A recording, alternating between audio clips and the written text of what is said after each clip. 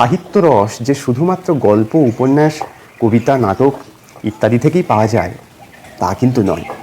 কিছু কিছু গ্রন্থ সমালোচকের প্রবন্ধ থেকেও সাহিত্য রস একেবারে ঝরে ঝরে পড়ে। কিছু কিছু সমালোচকের গ্রন্থ সমালোচনার ভাষাও কাব্যিক স্তরে উন্নীত হয়েছে। রবীন্দ্রনাথ ঠাকুর, শ্রীকুমার বন্দ্যোপাধ্যায়, প্রমথনাথ ঋষি, নারায়ণ গঙ্গোপাধ্যায়, বুদ্ধদেব বসু, এরকম অনেক সমালোচকের নাম করা যায়।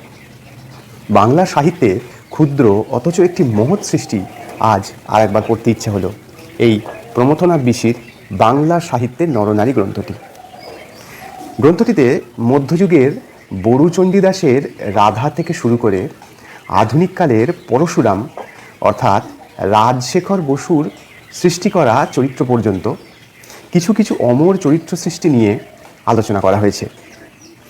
সাহিত্যগুলি পড়ার সময় যেমন চরিত্রগুলি আমাদের চেতনার সামনে জীবন্ত হয়ে ঘুরে বেরিয়েছে, এই গ্রন্থেও চরিত্রগুলি আলোচিত হওয়ার সময়ও সেগুলি পুনর্জীবন লাভ করেছে।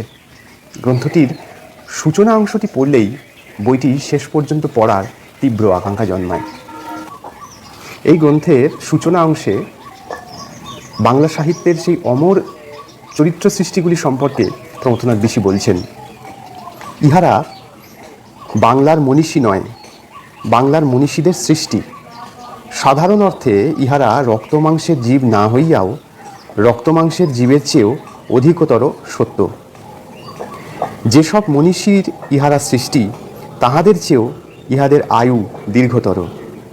ইহাদের অনেকেই অমর, মৃত্যুশীল মানুষের অমরতার আকাঙ্ক্ষার মূর্ত প্রতীক।